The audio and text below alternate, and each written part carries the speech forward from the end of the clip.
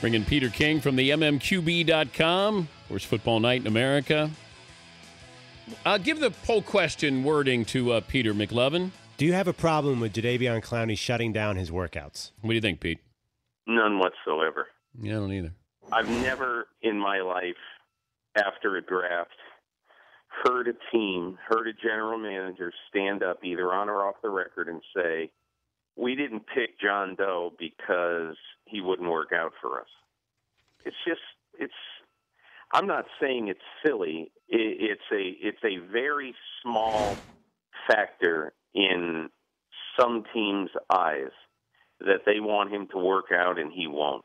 But other teams, they don't care. They saw enough at his workout. But again, it's not gonna. If the Houston Texans have decided to take Jadeveon Clowney, they're not going to not take him if he wouldn't work out for him. Yeah, the only thing I care about is the interviewing process. I think if you do your due diligence and you're talking to coach, trainer, teammates, and then you talk to the kid, I just want to know what your desire is. Is your desire to make it to the NFL or to be great once you make it to the NFL? Well, that's the problem with all of this is the one thing that general managers will tell you is that the one thing that because players are coached so well these days, Dan, the one thing that GMs and coaches and club presidents and owners just can't tell is when I give this guy a check for $4 million, is that it? I'll never forget in Hard Knocks a few years ago when the Bengals were on and Andre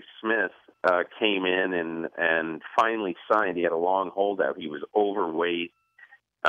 He hadn't been doing what he should have been doing coming into training camp, and he was late. And his agent was on the phone to him basically saying, man, congratulations, you've arrived, you made it. Well, all he did was take out a pen and sign his name on a contract. But he got a lot of money, and so to some people that's making it. And that is what I think all teams try to figure out before a draft, who's going to have that kind of attitude after they've just signed their contract. I know you referred to this in your MMQB.com where teams may be looking at that quarterback in the second or third round. How much of that is based on these quarterbacks being a finished product and the success that we've seen teams have finding those quarterbacks in second and third round drafts? See, I really don't think right now that, from talking to teams, every one of these top quarterbacks is flawed. Certainly Johnny Manziel, if you look at a lot of his mechanics and his throwing motion until he started working with George Whitfield, he was an arm thrower a lot of times, and he was relying much too much on his athleticism, which is going to get you hurt in the NFL eventually, especially a guy his size. Blake Bortles obviously not a finished product as much as people would want to see. Teddy Bridgewater is sort of not a real physically imposing prospect, and Derek Carr. It's sad for him, but there's just so many people who, when you think of Derek Carr, think of his brother. No. And so I guess the way I look at it, Dan, is I think it's logical in a very, very strong draft for teams to say, hey, I don't love any of these quarterbacks, so let me take Sammy Watkins first. He's a truly great prospect, and I'll get a quarterback. Maybe it'll be my second or third quarterback, but I'll get him with the 38th pick or whatever pick it is.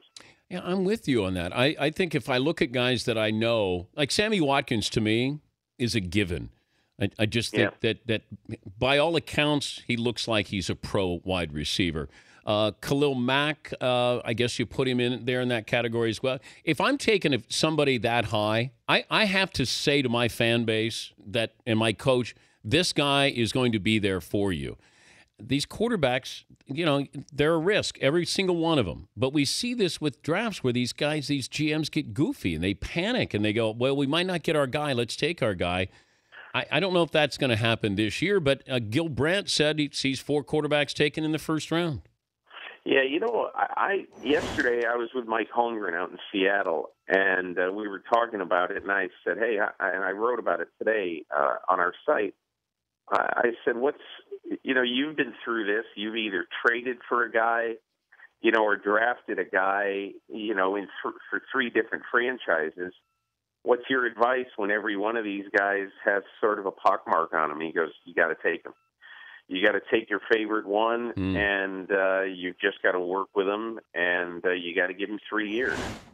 So, I think different people in the NFL, that's what Holmgren thinks. I think there's a lot of people in the NFL who disagree with that, who say, I am not going to force a square peg in a round hole, and I'm not going to take a quarterback if I really don't like him. Now, if I'm the Oakland Raiders, I better take a quarterback. Yeah. Either, with the first or second pick, you absolutely have to. And if I'm the Jacksonville Jaguars and Cleveland Browns, you absolutely have to take a quarterback high. Is that with the third or fourth pick, Jacksonville and Cleveland? I don't know. But you definitely have to take one by the time you pick in the second round. He's Peter King, the website, themmqb.com, joining us, Dan Patrick Show. Not a good week for the 49ers, certainly with the Colin Kaepernick, I'd say maybe guilt by association. We don't know the full story, but Aldon Smith, there's more of a track record here, a pattern here. What do you see with Aldon Smith and his future in San Francisco? Well, I didn't even know this. I think Ian Rappaport reported it on NFL Network yesterday that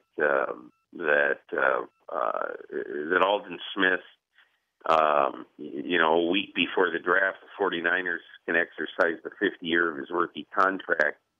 And if they do that, then they owe him $9 million.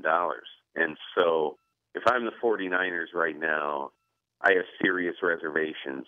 I don't know that I hang on to him beyond this year, or beyond his rookie contract, rather. I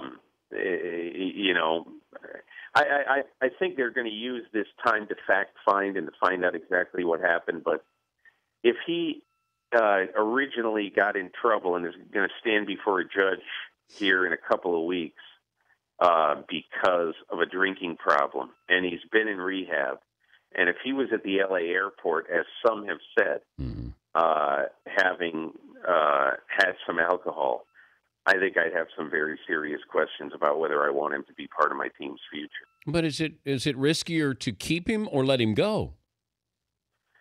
Well, I mean, of course it's risky either way, because he could go and, have 15 sacks a year for the next 5 years for somebody else. But he also could blow up in flames. What are you saying to your team when you continue to enable a guy like him? You try to get him help. You do everything you can. The 49ers looked like enablers last year. Yeah. When they, when this problem first surfaced, I really thought that they should have, sat him down that first game after he had his problem where he fell asleep 7 o'clock in the morning on somebody's lawn, obviously after he had been drinking. So, to me, I mean, what are you saying to the rest of your team if you time after time after time keep giving this guy chances? Hey, Pete, good to visit with you, and my condolences with your brother. I appreciate that, Dan. Thanks. He was a good man. Yeah, I enjoyed reading as you reminisced about him and what he meant to you. But thank you. Thanks for joining us. Okay, all the best to you. Thank you. All right, Peter King.